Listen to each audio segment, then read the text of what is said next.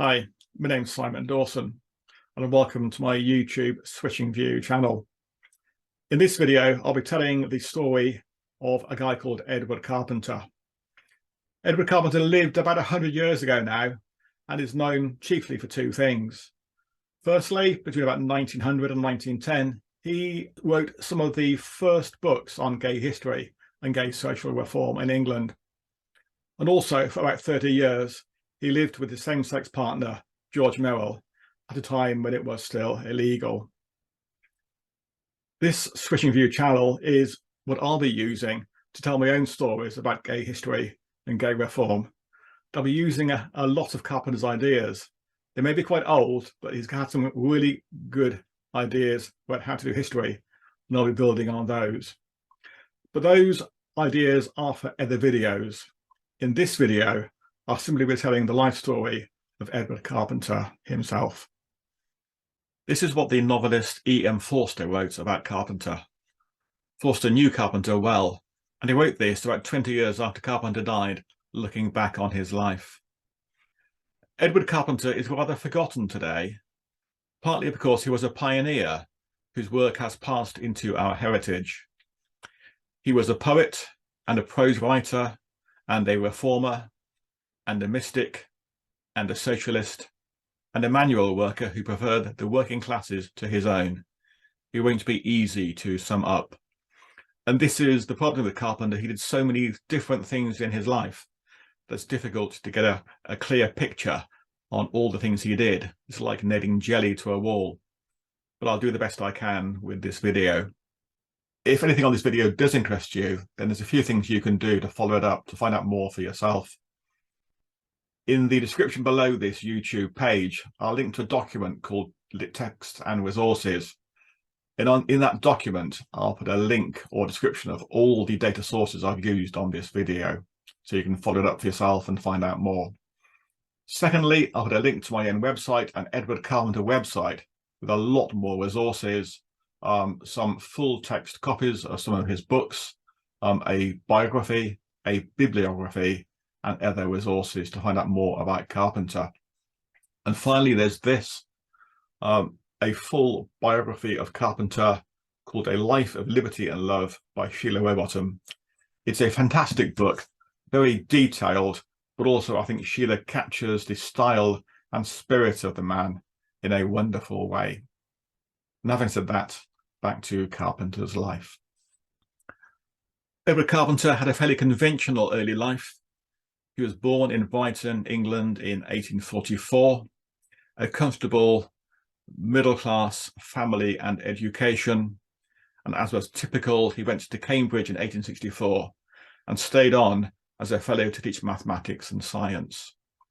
And as was normal, bearing in mind that in those days, university colleges like at Oxford and Cambridge were church foundations, he had to be ordained an Anglican priest to work there. He stayed for a number of years in Cambridge, but then he had some form of life crisis and change at the age of 30.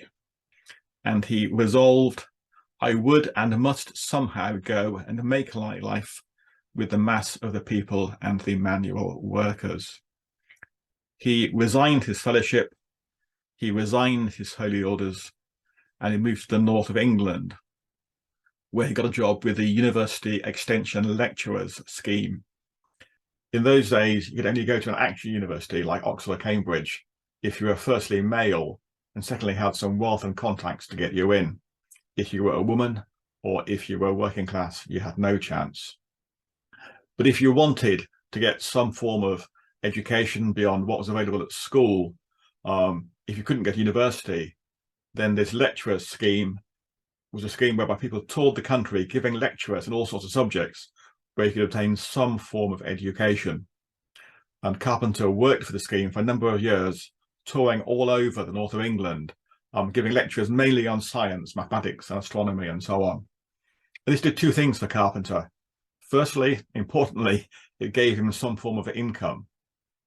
And secondly, it gave him a chance to meet and network with a whole range of people, both male and female, from all sorts of levels and backgrounds and classes, the sorts of people who were wanted to be independent, to get on, to educate themselves. And this was these sorts of people who became Carpenter's friends and contacts and colleagues in the work he did for the next few years of his life.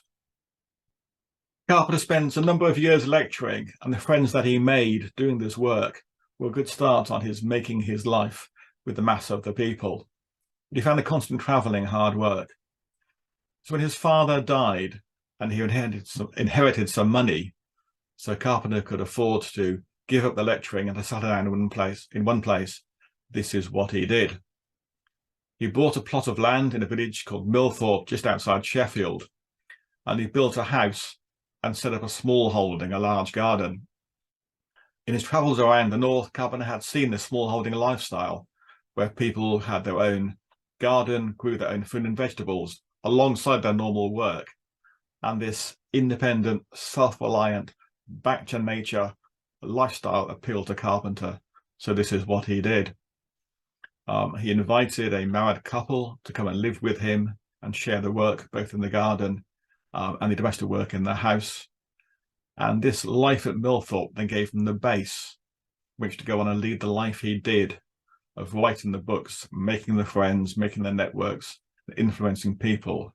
And Millthorpe was the base from which he did this work for the next 30 years of his life.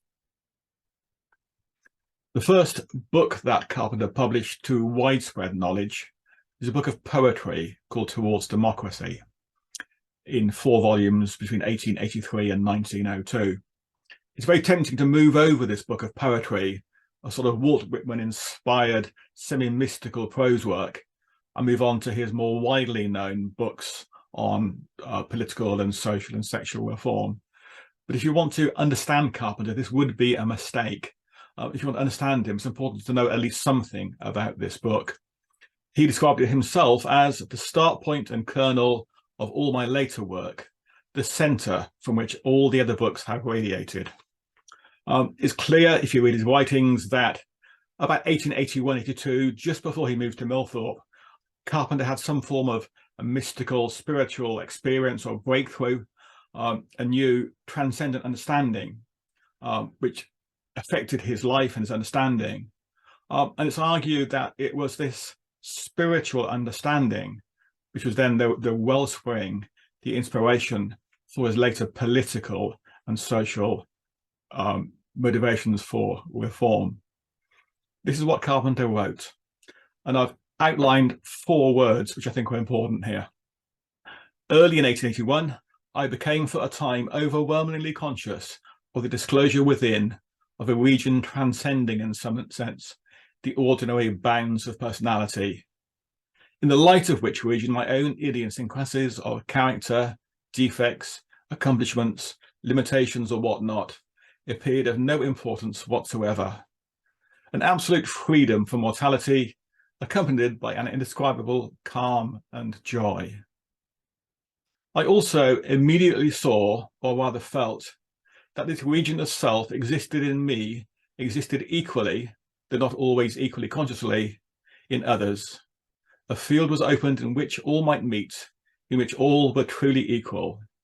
Thus I found the common ground which I wanted, and the 2 words, freedom and equality, came for the time being to control all my thought and expression. And so these 4 words, freedom and equality, calm and joy, and it could be argued that it's that freedom and equality which Carpenter is arguing for in all of his works on political, social and sexual reform. Carpenter's work has been described as a mystic socialism, which permeates all his writing on politics, social reform, spirituality and sexuality. A personal democracy of free men and women in free and equal association, the need for free expression of human personality rather than political democracy. And if Carpenter's spirituality was the background, the wellspring for his writings, it's interesting also that his spirituality seems to be, in some way, the basis for his relations and contacts with so many people. If you look at reports of people that met him and worked with Carpenter, the language they use is almost like that used to describe the meeting with a religious leader or a secular saint.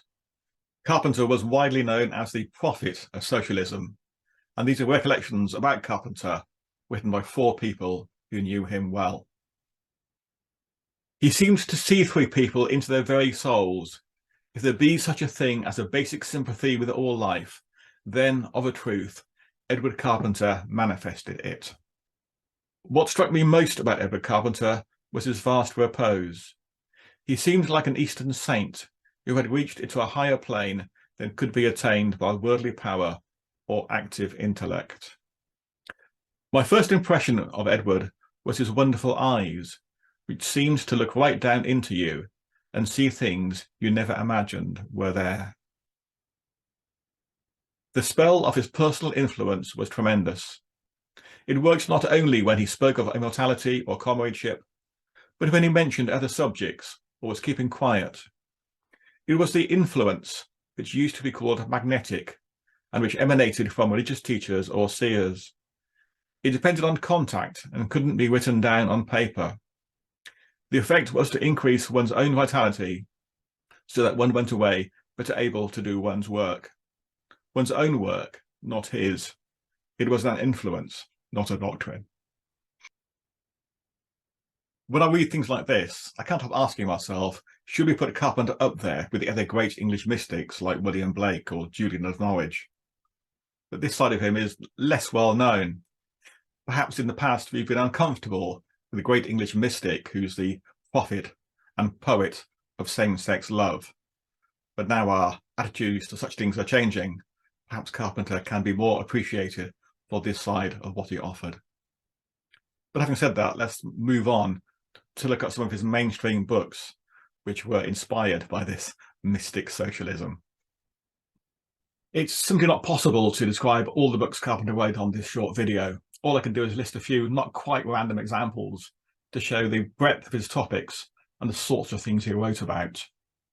For example, Towards Industrial Freedom is a book of essays written in 1917, criticising the massive industrialisation caused by the needs of the First World War, and with his theme of freedom and equality, arguing for much more use of cooperatives and craft guilds to give people more autonomy in industry. Civilization, Its Cause and Cure is probably one of his major books, a much more personal book about personal growth.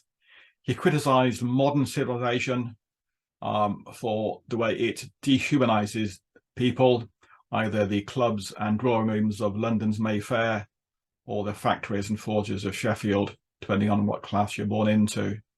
He argued for a sort of more personal autonomy, spontaneity, a return to a more natural form of life, arguing for a return to nature, a reconnection with the body, almost what we call nowadays personal growth.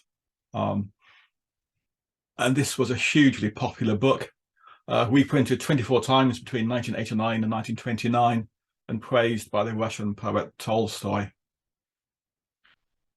Prisons, Police and Punishment was social reform, criticising the current regime of prisons being a punishment and arguing for a much more compassionate regime aiming to rehabilitate. And then Total Contrast, Adam's Peak to Elephanta is a travelogue. It's a log of his journey going out to Ceylon and India. But notably within that, published later separately, a shorter book, Visit to Agnani. In Ceylon, he spent 5 weeks, an hour a day, being taught and discussing with a Hindu teacher, a Agnani, a mystic, and he recorded his versions of this Hindu teaching and his understanding of it, and a sort of comparison and contrast with Greek philosophy and Platonism and Christianity, which is a very, very early example of this sort of writing, many decades before Thomas Merton did the same sort of thing. By this time, Carpenter was popularly described as post-Christian, a bit like Blake. All religions are one. All religion leads to the same sort of spiritual goal, whatever that goal or unity or Godhead is for you. And pagan and Christian creeds, it's Carpenter's analysis of how much Christian teaching and doctrine and liturgy and ritual grew out of the preceding pagan Greco-Roman religion. Angel's Wings, a contrast again, essays on art and its relation to life. Going back to his experience of being a university extension lecturer, this was a popular book written for the masses, not the educated, on art and art history and art appreciation, but also how one can use one's knowledge and appreciation of art for the same sort of personal growth and self-awareness and self-actualization that is arguing for installation, its cause and cure. Again, a hugely popular book with about 18 reprints. And finally, My Days and Dreams, Carpenter's own autobiography, written in 1916, towards the end of his life. And it's well worth reading to get a feeling for Carpenter's own view of his own life. And that book is available in full text on my website. In Carpenter's autobiography, he talks about his own love of music. And in the Sheffield City Archive, there's a book of Carpenter's own compositions for the piano. Some of these I find quite beautiful. And if you'll forgive me a personal note, one piece, Meditation, I got played at my own wedding to my husband David a few years ago. Those piano works are unpublished, but Carpenter did publish Chants of Labour, a songbook of the people. Carpenter was heavily involved in the early labour movement, working to improve workers' rights in industrial North England. And this is a book of socialist marching songs, so people can sing and encourage themselves and each other on the picket lines and the parades and meetings of the early labour movement. And one of these songs, England Arise, composed words and music by Carpenter, became the anthem of the early labour movement. A few years ago, working with a friend of mine, Alan Rowlands, we recorded Carpenter's piano music, and it's available to listen to on my website. And as for England Arise, Carpenter's socialist marching song, I'll play you the first verse. This is a recording made by a school in the north of England who did a school play on Carpenter and the early labour movement. Is over, faint in the east, behold the dawn appear. Out of your evil dream of toil and sorrow, arise, O England, for the day is here. From your fields and hills, hark the answer swells. Arise, O England, for the day is here. If Carpenter's books were one way that he had a huge influence on people in late Victorian and Edwardian England, the other influence he had was through direct personal contact. He travelled widely all over England and into Europe, spoke many more European languages, and he travelled to meet people who interested in him. But many others just came to Millthorpe, and Millthorpe became a place of pilgrimage, a sort of Mecca. I talked earlier about Carpenter's influence on people who saw him as a sort of prophet or sage. And Carpenter built a network, this spider's web of friends and contacts who worked together, encouraged each other, shared ideas. And this network of people centered around Millthorpe, based on Carpenter, had a huge influence on the early Fabian movement and then the early Labour Party and basically the socialist progressive cause at that time. I can't list everything that was done in this video, but perhaps I can give 3 short examples to show the sort of effect that Carpenter had on these progressive causes at this time. Raymond Unwin was an architect based in Sheffield who met Carpenter and was inspired by Carpenter's ideas on smallholding and the reconnection with nature and that sense of self-reliance. And using those ideas, he went on with others to design Letchworth Garden City and Hampstead Garden Suburb. But this work wasn't just for those with the wealth. Unwin also got involved in cottage-style council housing with gardens, reasonable sized gardens, so tenants could have enough space to have some sort of self-reliance in gardening, and vegetables, but also space to sit outside and appreciate flowers and beauty. These ideas caught on, and much post-war council housing had good-sized gardens, almost directly as an influence from Unwin, and the influence going back to Carpenter's original work. The second example is a guy called Cecil Reddy.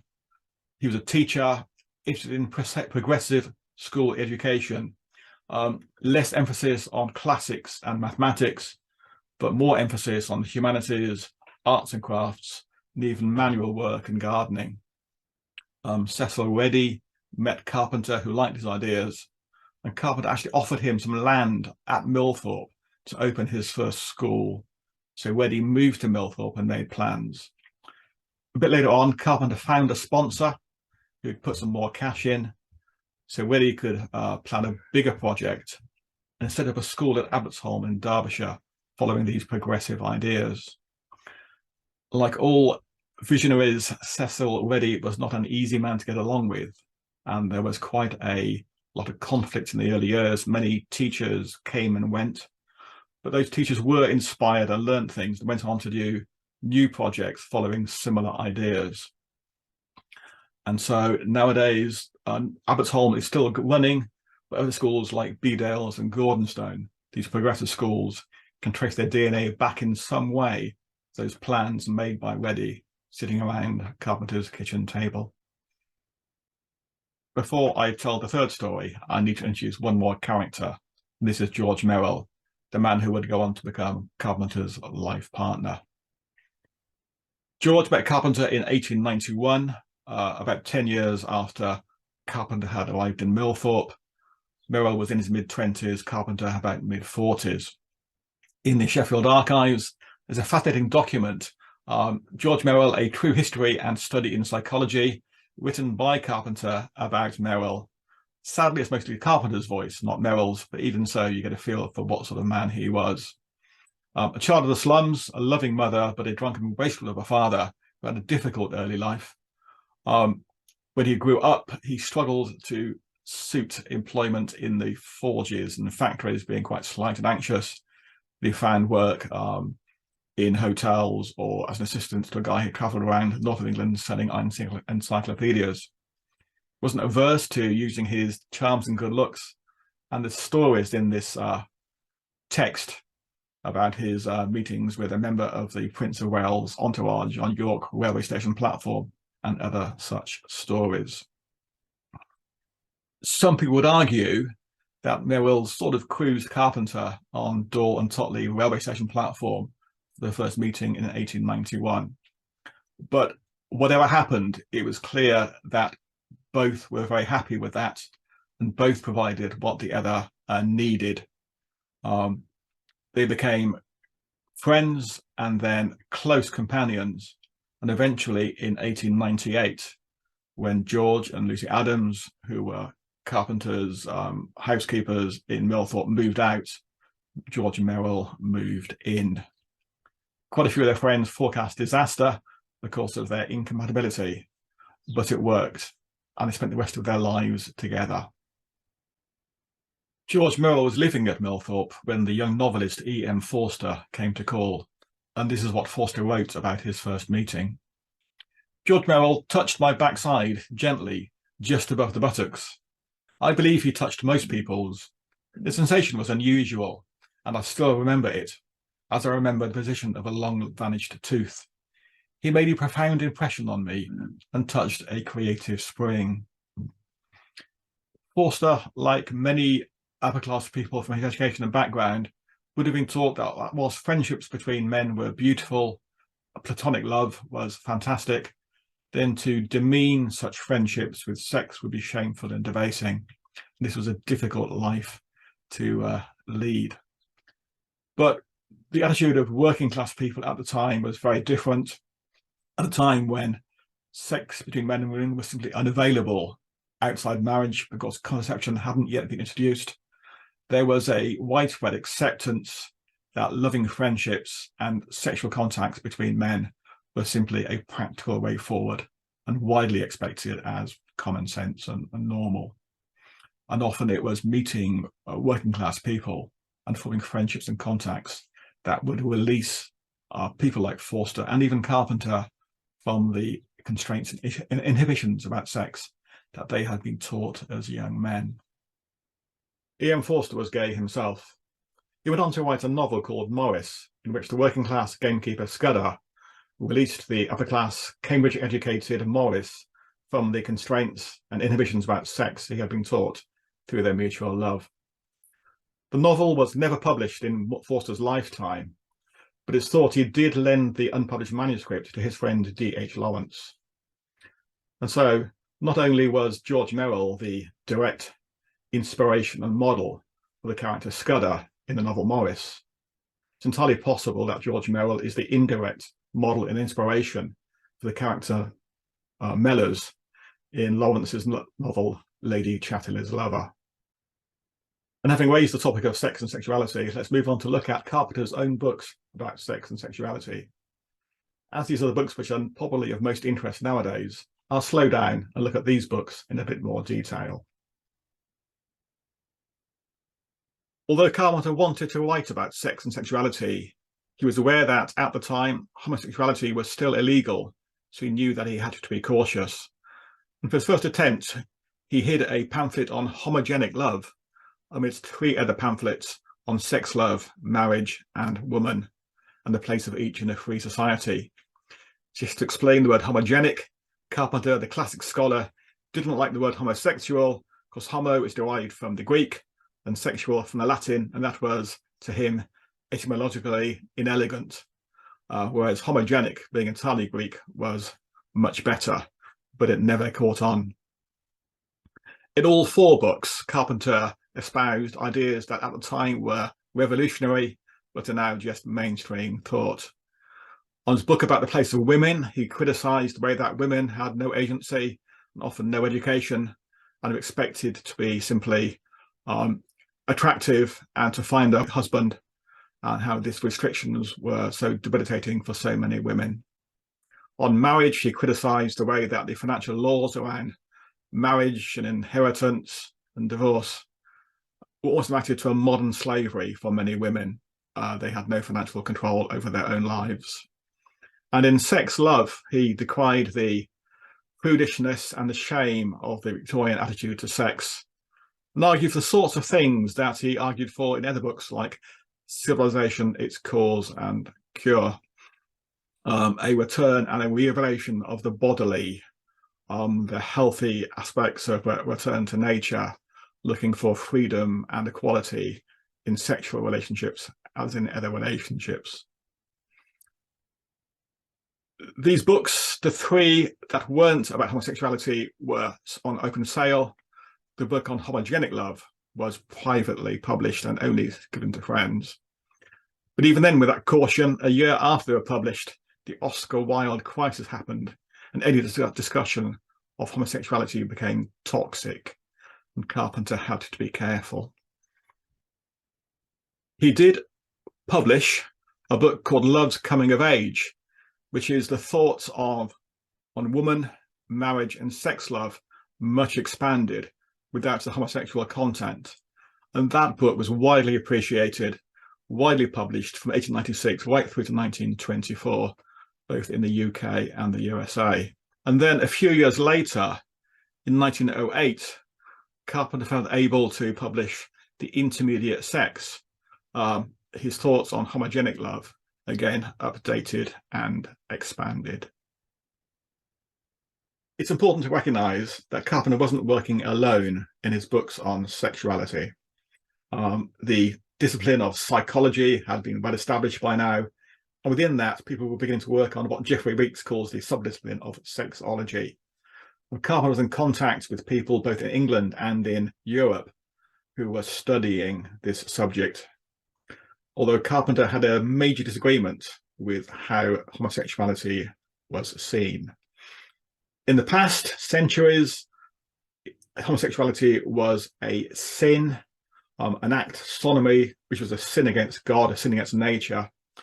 But people were beginning to realise that actually homosexuality was an inbuilt disposition, something congenital. Certain people were born this way. and the focus has changed from a moral problem of sin to a medical problem. What caused such disposition, and how can medicine, in a compassionate way, help? Homosexuality was an abnormality, a disorder, something for doctors to help with. But Carpenter disagreed with this. He saw homosexuality as something healthy and entirely natural state of being, which across history had at times been valued and seen as perfectly normal. And if in the modern world that homosexuality was a problem, the problem was caused not by homosexuality, but by society's prejudice against such people. For example, he criticised Krafft Ebing, probably the major writer on homosexuality at the time, as a medical man who sees chiefly sufferers and patients and studies the pathology of the subject. And to show the sort of thing that was going on, there's a gentleman called Merrill, who was a police doctor in Berlin, whose case studies were written on about the male prostitutes brought to him by the police. You can see how such case studies would be distorted by the types of people he studied. Carpenter wasn't a doctor, he was a classics historian, and so he wrote his books on history, not medicine.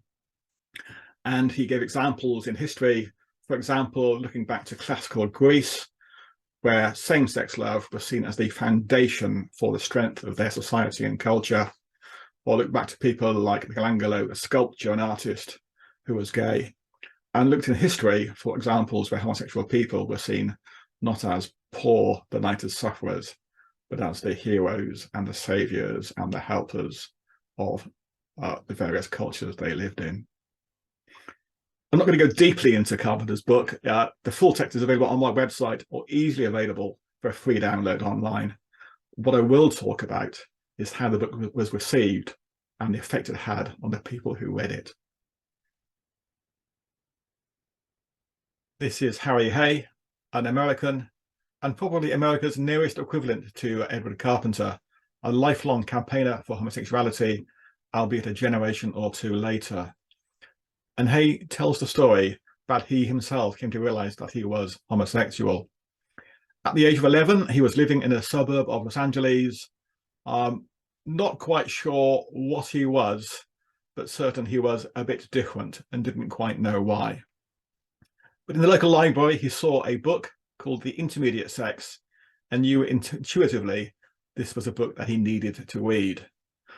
But the book was behind a locked case and the librarian had the keys. And so he gained the confidence of the librarian. And one day when she went out for lunch, she left him minding the shop. He had the keys and he opened the book. In the book, he saw the word homosexual and he looked it up in the dictionary, but the word wasn't there. But he said he knew instinctively that this was him, and this is what he wrote. As soon as I saw it, I knew it was me. So I wasn't the only one of my kind in the whole world after all. We weren't necessarily weird or freaks or perverted. There were others. The book said so. Michelangelo, Shakespeare, Sappho, Whitman, and even named some who believed in comradeship, in being everything to each other. Maybe someday I could cross the sea and meet another one. And Hay gives the reaction of so many people to Carpenter's book, people who were alone in the world, lost, not quite sure what or how or why they were different, because homosexuality wasn't talked about. They had no clues to guide them. And then they found this book. And the Carpenter archives are full of letters of people who wrote to Carpenter in grateful thanks for what he wrote. There's even a letter from the future poet, Robert Graves, who was a schoolboy who wrote to Carpenter in 1914, saying Carpenter had taken the scales from his eyes and caused him great elation. Before we leave Harry Hay, we'll just note that he didn't have to someday cross the sea and meet another one like him. A few years later, he met a boy called George in the church choir just around the corner from where he lived, and he went on from there. What I find interesting looking at the letters and the reactions to Carpenter's books is this sense of elation and calm and joy that people find in reading these texts. It's not just the fact that they were interested in the data and the facts and stories they told. There seems to be a deeper reaction. And I can't help thinking back to those words I quoted earlier in this video, freedom and equality, calm and joy. Is there something about Carpenter and the way he wrote these texts which gave a calm reassurance to people? I can't help thinking of that other mystic Julian of Norwich. Is there something in the way that Carpenter wrote his words that people responded to and got the feeling if they were anxious or concerned or puzzled about being homosexual, that Carpenter's message was somehow a sense that all would be well and all would be well and all manner of things would be well. Carpenter, a few years later, published a book called Aeolus, an anthology of friendship, building on this idea of giving examples from the past of positive stories of homosexuality. Aeolus was the same-sex lover of Hercules, the Greek hero. And this book is an anthology of love letters and poems and stories and texts of same-sex love between men and between women. So again, people could read these texts and be assured that they weren't alone in the world. They weren't freaks. There were people like them. Carpenter's fourth and final book on sexual reform is Intermediate Types Among Primitive Folk. I marked this in red to show that this is the book I'll be using for my own Intermediate Types project on this YouTube Switching View channel. I'll just give a short breakdown on what I plan to do in this video. Obviously, it'll be covered in a lot more detail later on. I'll try and be careful to distinguish between Carpenter's work and what I'll be adding to it later myself. Firstly, the title, Amongst Primitive Folk, is unfortunate, the mark of the understanding in Carpenter's time. A better title would have been Intermediate Types Among Indigenous Peoples. And in this, Carpenter builds on what he did in his other books, like The Intermediate Sex, looking back in history and across cultures to analyse how society, various societies across the world, dealt with intermediate type people, people who filled the whole spectrum of what we now call LGBTQIA. And this process, Carpenter's historical method, which is fantastic, and many people have still not caught up with it today, 100 years later. Firstly, Carpenter specifically links persecution to the Christian era. He says, since the Christian era, these intermediate types have been much persecuted in some periods and places, whilst in others they may have been mildly tolerated, but that they might possibly fulfill a positive and useful function of any kind in society is an idea which seems hardly, if ever, to have been seriously considered. In other words, inside cultures influenced by Christianity, then intermediate types have been discriminated against. And if all you do is study intermediate types inside these cultures, you'll get a distorted picture. If you want to get a picture of societies with their intermediate types in their natural state, in the wild, if you like, what you have to do is make an academic effort to look at cultures not influenced by Christianity. To do that, either you look back in history before the start of the Christian era, look at classical texts, or you look at indigenous cultures before the influence of colonialism, cultures uninfected, uninfluenced by Christians' teachings and doctrine.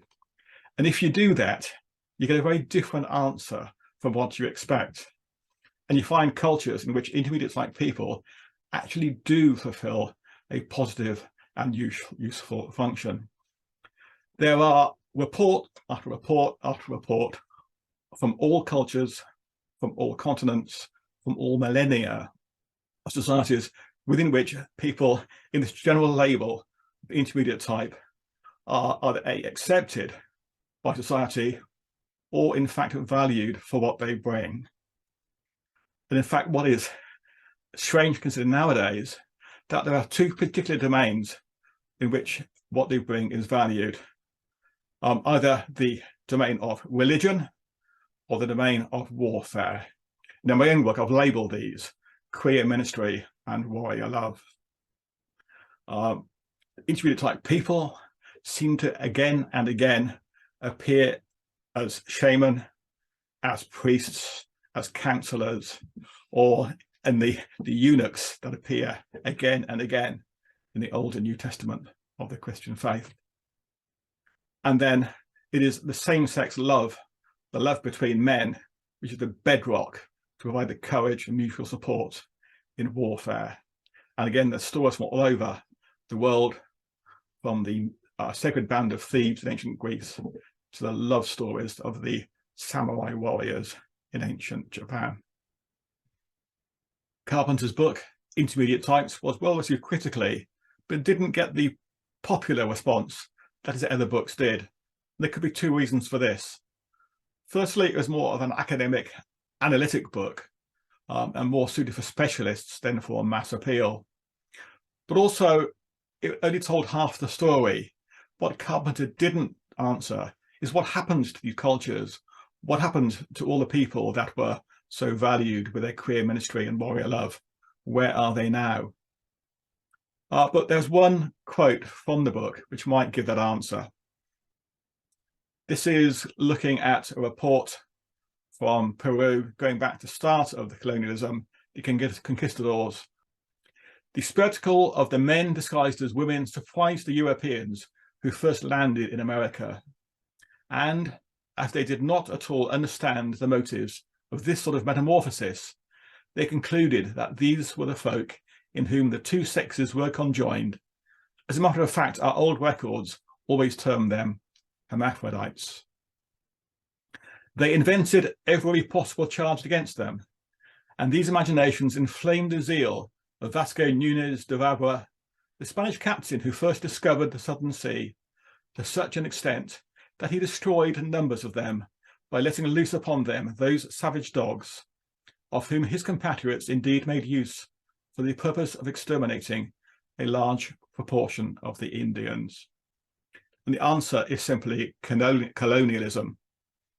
In Carpenter's day, Victorian, Edwardian England, the height of the British imperial project, for him to criticize colonialism, or perhaps even to have the capacity to understand its issues, would have been a problem. 100 years later, we have a different understanding of the appalling stress and suffering and the crime of colonialism. The issues caused not just slavery was one part, but also the theft of land, theft of cultural artifacts, theft of wealth, the disease caused by the incomers coming into these cultures, and then the genocide. This report from Peru is not just the intermediate type people, the hermaphrodites, that were killed. This was equal opportunity to genocide. They made use of savage dogs to exterminate a large proportion of the Indians. And this is the story I want to tell, building on Carpenter's work, of how, yes, there were these people, these intermediate types, who were valued across cultures, but then across the world, from almost the start of the Christian era, they were suppressed. Two main waves. Firstly, from the 4th to 6th century, as Christian culture took over from pagan Rome. And then secondly, in the colonial expansion from the 15th century through to the present day, suppression amounting with a brutality almost to genocide wiped out these cultures, and different cultures with this Christian negativity towards intermediate types, with a negativity towards either homosexual or trans people was imposed in its place. So that's the story I'll be telling. There'll be more details later at the end of this video, and much more in later videos as I upload them to my YouTube channel. But having said that, let's get back to Carpenter and his books. before we leave Carpenter and his books on homosexuality, there's one thing we need to look at. Not everybody approved of what he said and did. There was some opposition. This is one leaflet issued by somebody who objected to Carpenter's works. It's worth looking at the leaflet in some detail to see how Carpenter was thought of at the time, even by those who disapproved of his work. Socialism and Infamy, the homogenic or comrade love exposed, an open letter in plain words for a socialist prophet.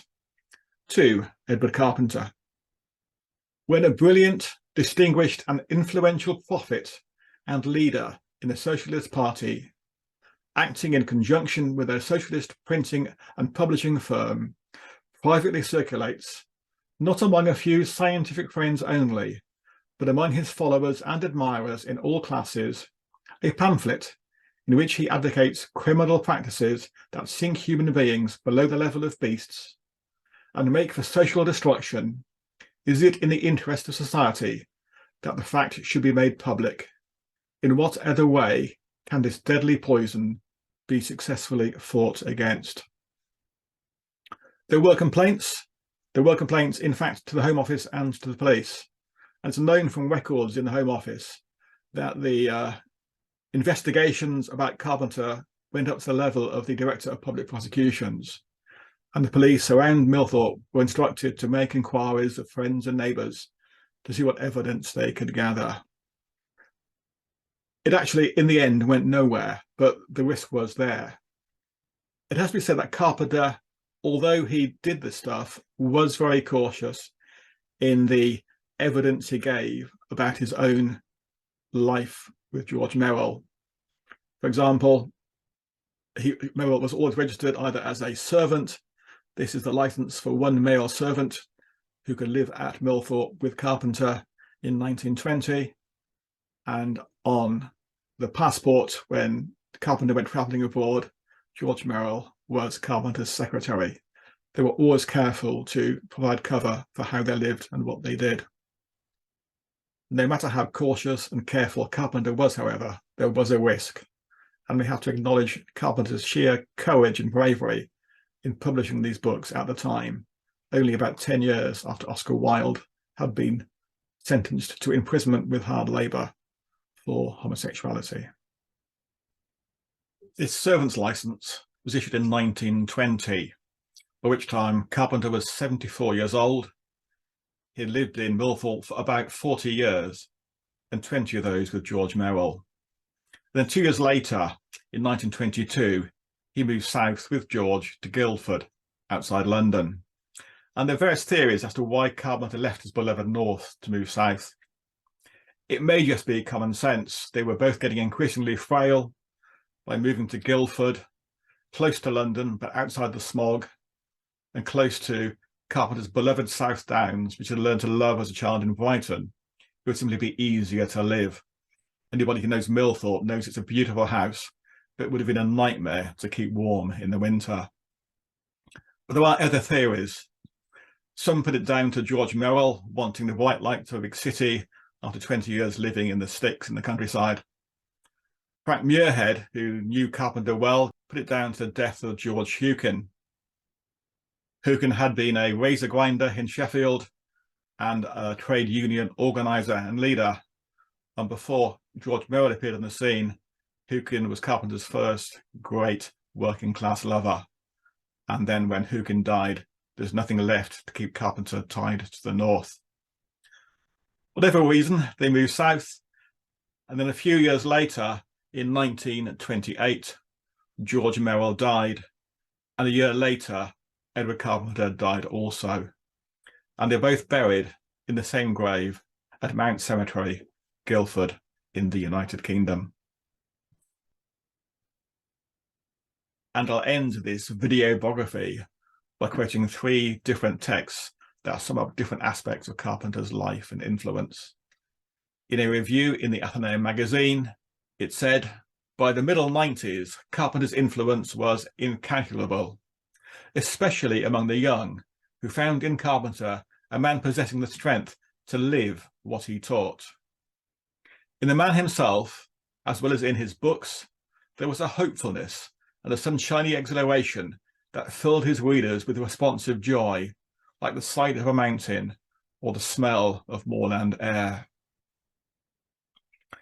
Lord Elton, an Oxford academic and historian, wrote a study of the pioneering days of the labour movement, which he titled England Arise, after Carpenter's socialist marching song.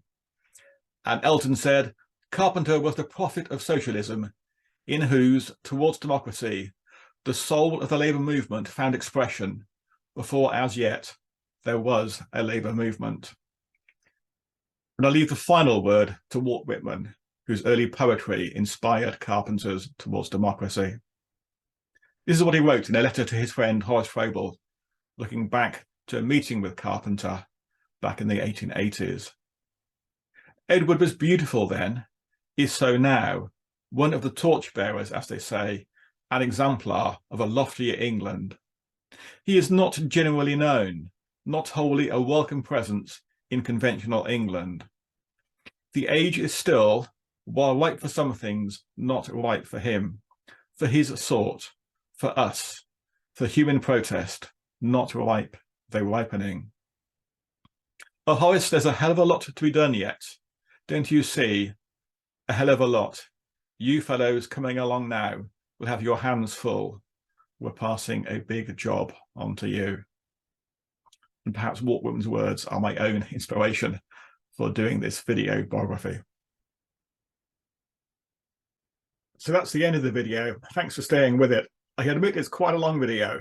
He's a fascinating guy who did a lot in his time. Hope you found enough in the video to make it worth staying with it. Just 3 things of housekeeping now. Firstly, as I said at the beginning, if you want to find out any more about things I've mentioned, then in the description below this video, there's a link to a downloadable document, text and resources, giving all the references I used and some more data beside. There'll also be a link to my own Edward Carpenter website. If you want to find out more about these intermediate type videos that I plan or other projects I've got in the Switching View series, then if you navigate to the About tab on the main Switching View YouTube page, again, there'll be a few notes and some downloadable documents, which will tell you what I plan to do and what I plan to put into each video as and when they're uploaded. And finally, like for all YouTube channels, if you click on the subscribe button and click on the little bell icon, you can be sent an email each time I upload a new video to Switching View. That's all for now. Goodbye.